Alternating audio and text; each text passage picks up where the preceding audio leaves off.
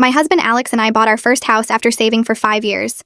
It was a 3-bedroom ranch with original hardwood floors and this amazing sunroom where I put all my plants. I spent months picking out furniture and paint colors and making everything exactly how I wanted it. We had Alex's family over every Sunday for dinner, and his sister Dina would always show up late with her husband Roy, who owned a chain of gyms. They lived in this huge colonial across town that probably cost 3 times what ours did. Dina never said she liked our house, but she'd walk around studying everything like she was memorizing it. When we had our housewarming party, Dina spent the whole time taking notes in her phone. She measured my couch with her hands. She took the cushions off to check the brand. She asked where every single thing came from and how much it cost. I thought she was judging our cheap furniture, but she kept saying everything was adorable. 2 weeks later, Dina called, insisting we come for dinner. I walked into her living room and stopped dead. She had the exact same couch as us, but in Italian leather. Same color, though, the exact sage green. Same throw pillows, but embroidered. Same coffee table, but marble instead of wood. Same lamp from Target, but she bought 6. Even the same wall color, which was this specific green-gray I'd custom mixed at the paint store. Alex laughed and said imitation was flattery, but I felt violated. Dina walked us through the house, pointing out everything. She'd copied my bathroom rug, but got it in Egyptian cotton. She'd bought my exact dining chairs, but had them reupholstered in velvet. She'd stolen my kitchen backsplash pattern, but used handmade tiles from Italy. Every single thing was mine, but more expensive. Roy kept bragging about how much everything cost, while Dina pretended she came up with it all herself. A month later, my mom visited from Florida and brought me these vintage plates from an estate sale. They were white with tiny blue flowers and gold edges, probably from the 60s. I hung them on the dining room wall in this pattern I saw in a magazine years ago. I posted one photo online because my mom wanted to see them displayed. 3 days later, Dina called, demanding the estate sale information. I told her it was a one-time thing in Florida and the plates were unique. That weekend, Dina showed up with plates she'd commissioned from an artist to look identical. Except hers were a full set of 24, and she added matching teacups. She hung them exactly like mine, but hired someone to install professional museum lighting. This became her pattern. I got a bird feeder, Dina built a heated bird sanctuary. I planted tomatoes, Dina installed a greenhouse. I put up fairy lights. Dina had an electrician wire permanent fixtures with an app to control them. I painted an accent wall navy. Dina flew in a painter from New York to do the same color with gold leafing. I refinished a thrift store dresser in butter yellow. Dina had a furniture maker build her one for $9,000. She'd invite everyone over for tours and stand there explaining her design choices like she invented them. She'd describe my exact color combinations as her personal discovery. She'd show off my furniture arrangements and call them her signature style. Her friends would compliment her creativity while she absorbed the praise for my ideas. Alex told me to be flattered, but I was furious. She was stealing my creativity and buying herself credit for it. The final straw was when I made these macrame plant hangers after watching tutorials online for weeks. Dina saw them and immediately hired someone to make her dozens in silk rope with crystal beads woven in. She told everyone at Thanksgiving that macrame was her new passion, and she'd been practicing for months. That's when I decided to destroy her house without touching it. I started leaving design magazines around when Dina visited, but I'd doctor them first. I'd circle the ugliest things and write notes like perfect or must have now. Zebra print wallpaper, chrome furniture shaped like animals, carpets that looked like grass. Dina photographed every single page. Then I bought the most hideous lamp ever created at a garage sale. It was a 3-foot pineapple wearing pink sunglasses with a hula skirt for a shade. I put it in our entrance and told everyone it was from a famous artist who died. I made up a whole story about how his work was in museums. Dina spent 3 weeks hunting down the seller and paid him $800 to make her a custom 6-foot version with real palm fronds. For phase 2, I painted one wall in the basement the most disgusting orange possible, like hazard cone meets baby puke. I told Dina it was a discontinued color called Tuscan Sunrise that designers were hoarding. She painted her entire first floor that color. The masterpiece was when I told Dina about my secret renovation project. I showed her a vision board covered in circus and clown pictures. I said it was for a meditation room because clowns represented pure joy in Buddhist philosophy. I made up quotes from fake design gurus. I even created a fake invoice for a 20-foot clown statue I'd supposedly ordered from Japan. Dina spent $40,000 turning her basement into a circus hellscape. Requested Reds is on Spotify now. Check out link in the description or comments. Full-sized clown statue from Japan cost $40,000, and Dina invited everyone over for a holiday party to show it off. I stood in the back of her basement with my phone out, recording every single reaction. The basement looked worse in person than I'd even imagined it would. She had circus posters covering every wall, like the kind you'd see at an actual carnival with tigers jumping through fire rings and acrobats hanging from trapezes. She'd hung streamers in red and yellow stripes from the ceiling so the whole room felt like you were standing inside a big top tent. The furniture was all painted in primary colors, bright reds and blues and yellows that hurt to look at under the track lighting she'd installed. There were clown paintings everywhere, not just one or two, but at least a dozen of them in different sizes. One was 6 feet tall and showed a clown with a tear painted on his face holding balloons. Catalina stood in front of that one for a long time, just staring at it with this look on her face like she was trying to figure out if it was a joke. Dina walked around the room with her arms spread wide, explaining to everyone how clowns represented pure joy in Buddhist philosophy, and how she'd been researching meditation spaces for months. She kept using words like enlightenment and inner peace while gesturing at a poster of a clown riding a unicycle. Her face was glowing, absolutely beaming with pride like she'd created something revolutionary. I zoomed in on Catalina's expression as Dina explained the spiritual significance of circus imagery. Catalina's mouth was doing this weird thing where it looked like she wanted to smile to be polite but couldn't quite make it happen. Other people were nodding along, but their eyes kept darting around the room like they were looking for hidden cameras. Someone asked where she got the idea, and Dina launched into this whole story about discovering an article by a famous designer who used clown imagery in high-end homes. I had to bite my lip to keep from laughing because I'd made up that designer completely, invented his whole biography and everything. Roy found me by the stairs and pulled me aside, away from the main group. He put his hand on my shoulder and thanked me for inspiring Dina's meditation space. He said she'd been so excited about this project, more excited than he'd seen her about anything in years. I nodded and made some comment about how unique it was. Roy told me the clown statue from Japan cost $12,000 and wouldn't arrive for another month because it was being custom-made by an artist. He pulled out his phone and showed me pictures of it. This massive thing that looked like it belonged in a horror movie, not a meditation room. The statue was 20 feet tall with arms spread wide and this massive grin painted on its face. Roy said they'd have to reinforce the basement ceiling to hang it properly. He was so proud of how much money they were spending, kept emphasizing the $12,000 like it proved something. I felt this weird mix of satisfaction and guilt sitting in my stomach. Part of me wanted to laugh at how completely I'd fooled them both. The other part was starting to realize that $12,000 was a lot of money to waste on a prank, even if Dina deserved it for all the copying. When I got home, Alex was already in bed reading. I climbed in next to him and pulled out my phone, showing him the video I'd taken. We watched Dina gesturing at the circus posters while her friends exchanged these uncomfortable glances behind her back. Alex laughed at first, actually laughed out loud at the part where Dina explained the Buddhist philosophy of clown meditation. But then he stopped laughing and looked at me with this weird expression.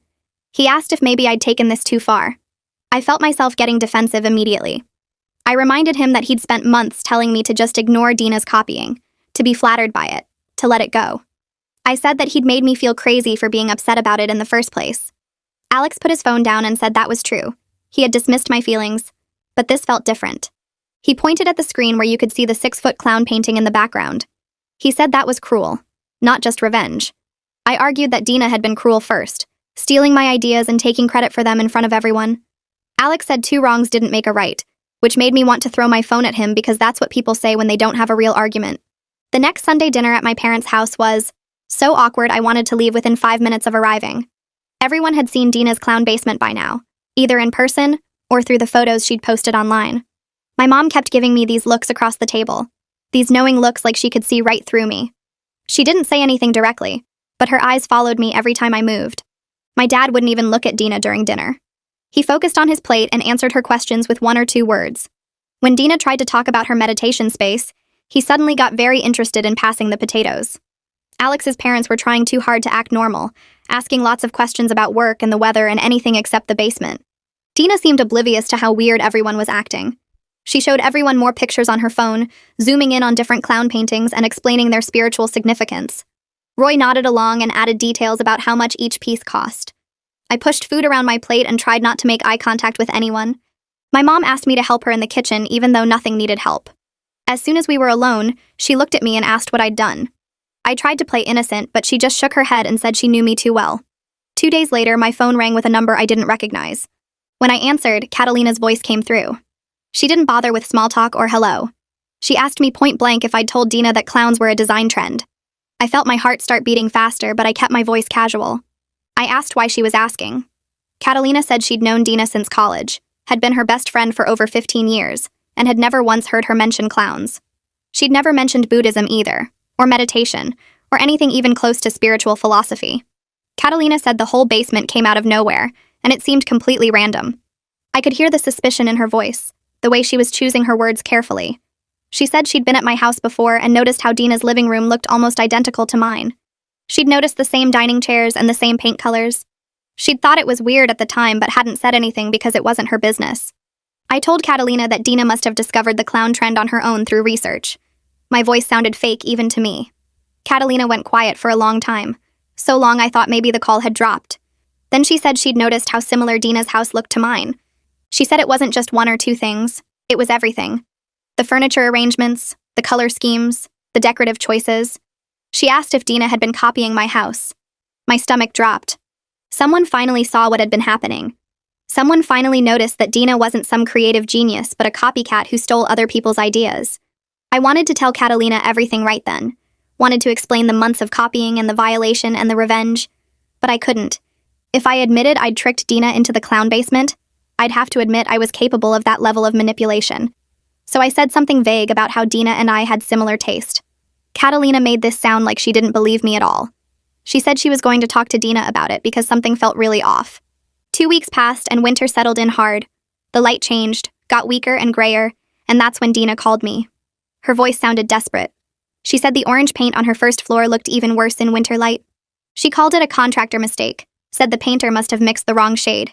I bit my tongue to keep from pointing out that she'd picked the color herself after I'd told her it was discontinued and special.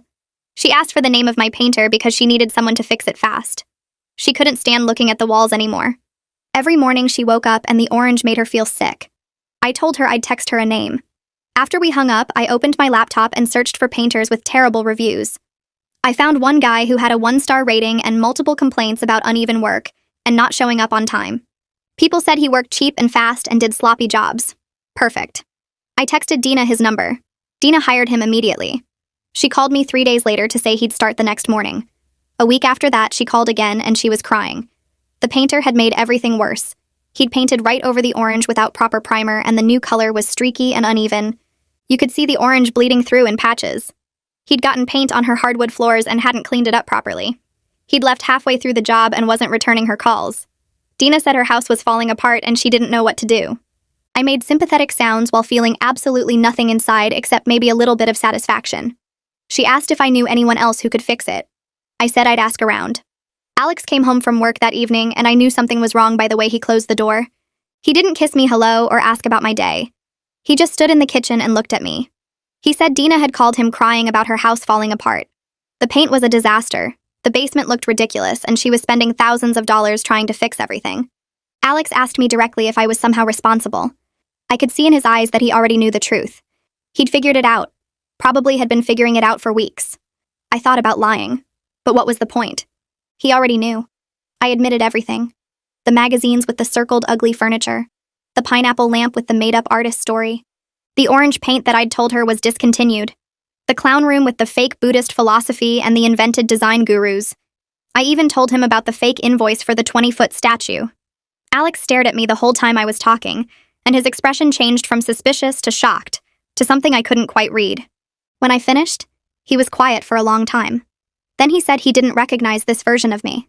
He said the person who would spend months planning elaborate revenge on his sister wasn't someone he knew. Those words hurt more than I expected them to. I wanted him to understand why I'd done it, wanted him to see that Dina had driven me to this point. But looking at his face, I realized he saw me differently now and I couldn't take that back. I slept on the couch that night because neither of us could stand being in the same bed. Alex didn't try to stop me when I grabbed a pillow and walked out of our bedroom. I lay there staring at the ceiling, thinking about how he'd looked at me like I was someone he didn't know. In the morning, he was already up making coffee when I came into the kitchen. We sat at the table and he started talking before I could. He said we needed to discuss what I'd done to Dina, and why I'd felt the need to hide it from him for months. I told him I'd tried talking to him about the copying back when it started, but he kept brushing me off. He kept saying it was flattery and I should be happy she liked my style. I explained how small and crazy that made me feel. Like my concerns didn't matter because he didn't want to deal with his sister's problems. Alex put his coffee down and rubbed his face with both hands. He admitted he knew Dina was copying me, but he didn't want to get involved in drama between us. He said confronting his sister about it would have meant acknowledging she had issues, and he took the easy way out by pretending it wasn't a big deal. That hurt to hear because it meant he'd seen what was happening and chose to ignore it anyway. Alex said he understood why I was angry, but what I'd done was cruel. He pointed out that Dina spent months copying my house while I spent months planning ways to destroy hers. I argued back that she stole my creativity and took credit for my ideas in front of everyone. She made people think she was this amazing designer when every single thing came from my brain. Alex countered that I deliberately sabotaged her mental state and tricked her into spending $40,000 on a clown basement. He said revenge and copying weren't the same thing, and I'd gone way too far. We went back and forth like that for an hour, both of us getting louder. I kept saying she violated me first, and he kept saying two wrongs don't make a right. Finally, we both just sat there exhausted and out of arguments. My phone rang later that afternoon, and it was my mom. She didn't even say hello, just asked if I was okay because she could tell something was wrong. I started crying right there in the kitchen while Alex watched from the doorway. Mom said I should come to Florida for a few days to get some space from everything. I booked a flight that same night, and Alex drove me to the airport without saying much. On the plane, I kept replaying the fight in my head and wondering if our marriage would survive this. Mom picked me up and took me straight to her porch where she'd already set out wine and glasses. I told her everything from the beginning. How Dina copied my couch and my plates and my paint colors. How she hired people to make expensive versions of everything I created. How Alex dismissed my feelings over and over until I felt invisible. How I'd planned the revenge with the magazines and the lamp and the orange paint and the clown room. Mom listened without interrupting and refilled my wine twice. When I finished talking, Mom was quiet for a minute. Then she said she understood why I was angry because having your creativity stolen is a real violation. But she asked me if the satisfaction of watching Dina suffer was worth what it might cost me. She pointed out that I'd risked my marriage and my relationship with Alex's entire family for revenge. She said revenge always costs more than you expect it to, because you can't control what happens after. You pull one thread, and the whole thing unravels in ways you didn't plan for. I sat there on her porch looking out at the palm trees, and realized she was right. The revenge had felt good in the moment, but now everything was falling apart. I'd hurt Dina worse than she hurt me, and I'd damaged Alex's trust in ways I didn't know how to fix. Mom squeezed my hand and said, "Sometimes we do things we're not proud of when we feel powerless." The question now was what I planned to do about it. I spent 3 days at Mom's house drinking wine and walking on the beach and thinking about what I'd done. The initial rush of satisfaction from watching Dina's house fall apart had faded into something uncomfortable. I felt guilty about how far I'd taken it, but also defensive because she'd started it. I was still angry at Dina for stealing my ideas, but I was also angry at myself for stooping to her level. It was this messy mix of emotions that didn't feel as good as I thought revenge would feel. I kept remembering Dina crying on the phone about her house and feeling sick about it.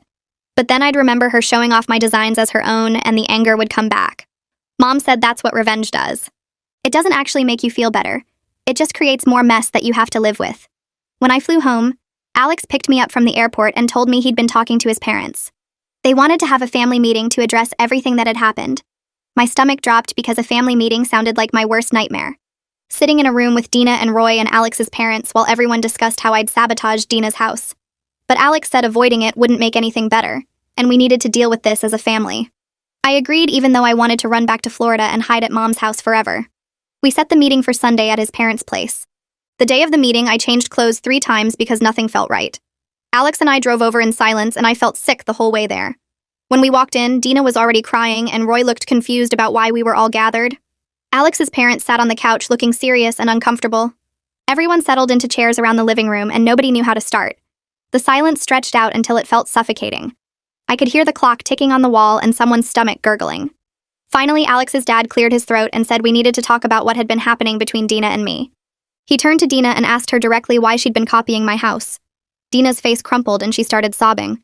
She said she'd always felt inferior to me because I had natural creativity and style while she just had money. She said she didn't know how to make things beautiful on her own, so she copied what I did. Roy put his arm around her looking shocked like he'd never heard any of this before. Dina said every time she walked into my house she felt inadequate because everything looked so perfect and personal. She wanted people to admire her the way they admired me, but she didn't know how to create that herself. So she just copied everything and made it more expensive, thinking that would make it better. Dina kept talking through her tears. She said she thought if she upgraded my designs with expensive materials, people would think she was creative and sophisticated. She never stopped to think about how it made me feel because she was too focused on her own need for validation. She said she wanted her friends to walk into her house and be impressed. She wanted them to ask where she got her ideas and compliment her taste. She was so caught up in trying to feel good about herself that she never considered my perspective at all. Hearing her admit this made me realize she'd been completely self-absorbed the entire time. It wasn't that she didn't care about hurting me. She literally never thought about me at all. I took a breath and started explaining my side. I told them how violated I felt watching Dina steal my ideas month after month, How she'd take something I'd spent weeks planning and recreate it in a weekend with expensive upgrades. How she'd show it off to everyone like she'd invented it herself. How Alex kept dismissing my concerns and making me feel crazy for being upset. I explained that I felt invisible and powerless watching someone take credit for my creativity. Dina looked genuinely shocked as I talked. Her eyes got wider and she kept shaking her head like she couldn't believe I'd felt that strongly. I realized in that moment that she'd been so trapped in her own insecurity that she never once considered what the copying was doing to me. She'd seen me as this person who had everything together, not as someone who could be hurt by her actions. Roy turned to look at Dina, and then back at me, and his face went bright red. He started shifting in his seat and rubbing the back of his neck. He said he honestly thought Dina just loved decorating and had finally found her passion. He never questioned where any of the ideas came from because she seemed so excited about everything. He admitted he bragged about the costs because it made him feel successful to show everyone how much they could afford. He looked down at his hands and said he should have paid more attention to what was actually happening instead of just writing checks. Alex's mom leaned forward in her chair and looked straight at me. She asked me directly if I sabotaged Dina's house on purpose. The whole room went quiet. I could hear the refrigerator humming in the kitchen. Everyone was staring at me, waiting for my answer. I took a deep breath and said yes. I told them about the magazines and the pineapple lamp and the orange paint and the clown room. I explained how I planned everything over months to get revenge for the copying. Alex's parents just sat there processing what I said. His mom's mouth was hanging open slightly. His dad was gripping the armrest of his chair. I could see them realizing I was capable of months of calculated planning to humiliate their daughter. Dina looked like I'd slapped her. Dina's face crumpled and tears started running down her cheeks again. She said she couldn't believe I would do something so mean on purpose. She said I deliberately humiliated her and made her look stupid in front of everyone. She was right.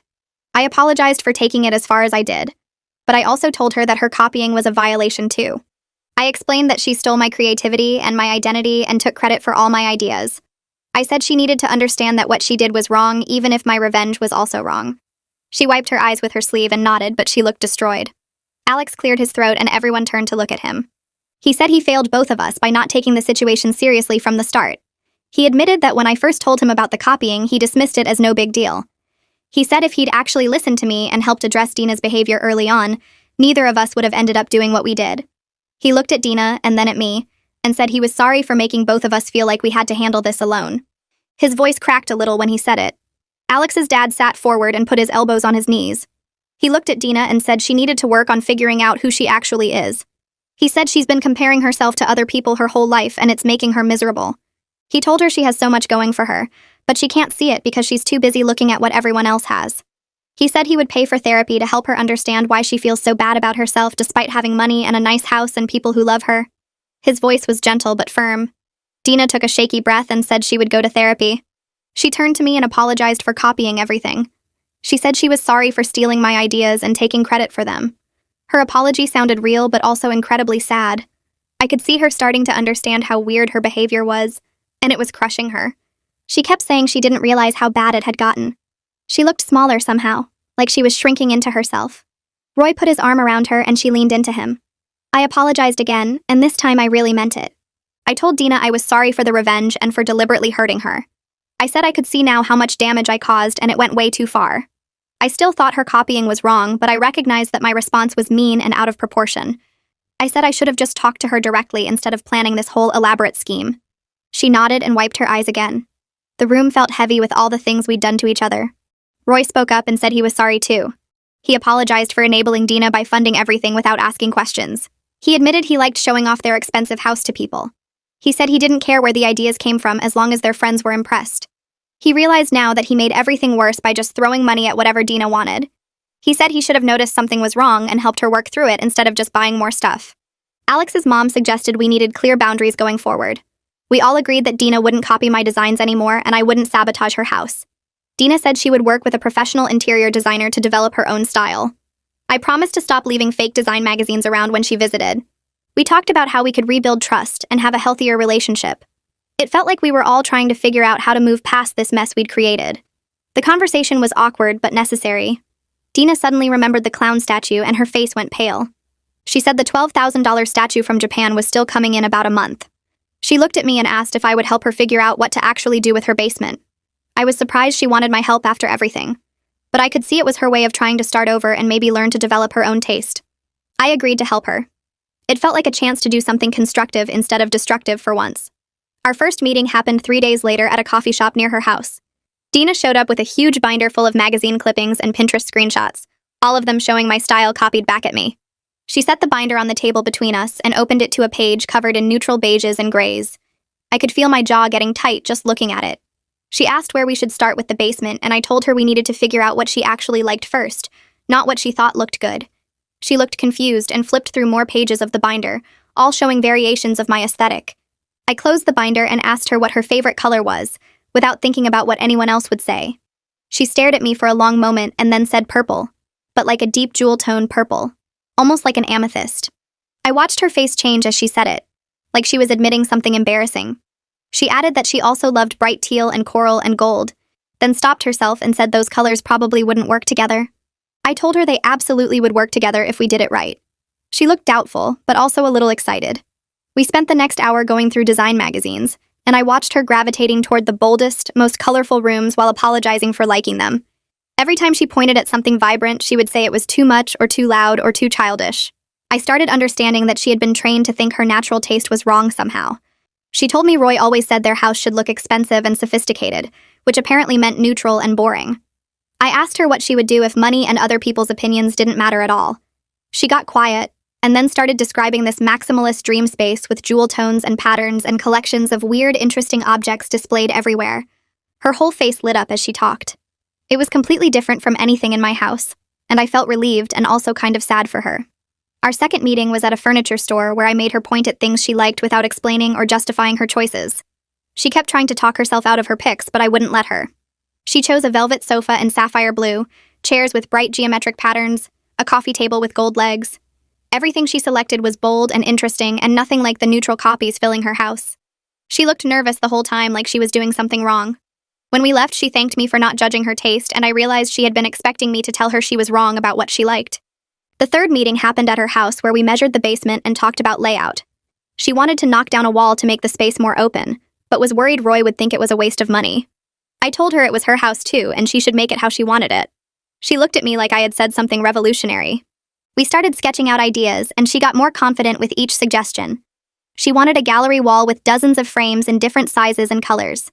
She wanted open shelving to display her collection of vintage teacups that she had been hiding in boxes because Roy thought they looked cluttered. She wanted a reading nook with a hanging chair and bright cushions. Everything she described was joyful and personal and completely her own vision. I found myself getting excited about her project in a way I never expected. Watching her discover her own taste felt better than any revenge had felt. Alex and I went to our first therapy appointment on a Tuesday evening after I spent the whole day feeling sick with worry about it. The therapist's office was in this old house converted into professional spaces, and the waiting room smelled like lavender. Alex held my hand while we waited, and I could feel how nervous he was too. The therapist was younger than I expected, maybe late 30s, and she had us sit on opposite ends of a couch which felt symbolic. She asked us why we were there, and Alex looked at me, so I started explaining about Dina's copying and my revenge and the family meeting. It took almost 20 minutes to get through the whole story, and by the end the therapist was taking notes pretty fast. She asked Alex how he felt about everything, and he said he felt guilty for not supporting me better at the beginning. He admitted he had minimized my feelings because dealing with his sister's issues seemed too hard. The therapist asked why it seemed too hard, and Alex got quiet. He eventually said his family had always treated Dina like she was fragile, and he had learned to just go along with whatever kept the peace. She asked him if keeping the peace was more important than supporting his wife, and he said no, but his actions had suggested otherwise. That hit him hard, and I could see him processing it. Then she turned to me and asked if I felt satisfied with my revenge now that time had passed. I told her the truth, that it had felt good initially, but now mostly felt complicated and kind of hollow. She asked what I had really wanted from the revenge, and I realized I had wanted Dina to feel as powerless and violated as I had felt. The therapist pointed out that I had succeeded in that goal, but it had damaged my marriage and family relationships in the process. She asked if there had been other ways to feel powerful again without hurting Dina, and I admitted there probably were, but I had been too angry to think of them. We spent the rest of the session talking about communication, and how Alex and I could better support each other during family conflicts. She gave us homework to practice having difficult conversations about his family without either of us shutting down or getting defensive. Walking out of there, I felt exhausted, but also lighter somehow. Orion called me the day after I posted about Dina's basement plans on social media. He said he had been following the whole situation with fascination and wanted to help Dina find her style as a professional courtesy. I was surprised because Orion usually charged thousands of dollars for consultations, but he said this was too interesting to pass up. He explained that he loved helping people discover their authentic aesthetic after years of following rules or copying others. I gave him Dina's number and warned him that she was pretty insecure about her taste. He laughed and said insecurity was his specialty. A week later, Dina called me almost crying with happiness because Orion had spent 3 hours with her going through her whole house and validating all her secret color preferences. She said he told her she had maximalist tendencies that she had been suppressing with neutral minimalism. He had her take a style quiz and look through hundreds of images to identify patterns in what made her excited. Apparently, she scored highest for eclectic maximalism with jewel tone preferences and global influences. She sounded amazed that there were actual design terms for what she liked. Orion had also told her that her natural style was actually harder to execute well than minimalism because it required more confidence and curation skills. That had made her feel better about years of thinking her taste was somehow wrong or unsophisticated. He gave her homework to visit antique stores and thrift shops to start collecting pieces that spoke to her without worrying about whether they matched anything else. She was supposed to trust her gut reactions instead of overthinking every choice. When she told me all this, I could hear how excited she was, and it made me genuinely happy for her. Orion texted me later saying Dina had incredible natural taste that had been completely buried under insecurity and competition. He said helping her was going to be one of his favorite projects. Dina's therapy sessions were happening twice a week, and she started opening up to me about what she was learning. We were at another coffee shop meeting about the basement when she told me her therapist had helped her realize the copying started way back in childhood. She said she and Alex had always been compared to each other growing up, and she had felt like she was losing. Alex was naturally good at the school and sports and making friends while she had to work hard at everything. Her parents never meant to make it a competition, but they had constantly held Alex up as an example for her to follow. She said by the time they were teenagers, she had developed this pattern of watching what Alex did and trying to copy it, so she could finally be good enough. When Alex got married and bought a house and seemed happy, she had panicked because she couldn't figure out how to copy that kind of contentment. So she had started copying the physical things instead, thinking that would somehow make her feel as satisfied as I seemed to be.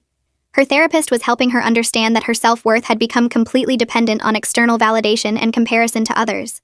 She was working on building confidence in her own choices and learning to recognize her own preferences as valid, even when they were different from what other people liked. She told me it was hard work, and sometimes she caught herself about to copy something before stopping herself. I asked her what she did when that happened, and she said she tried to figure out what she would actually want.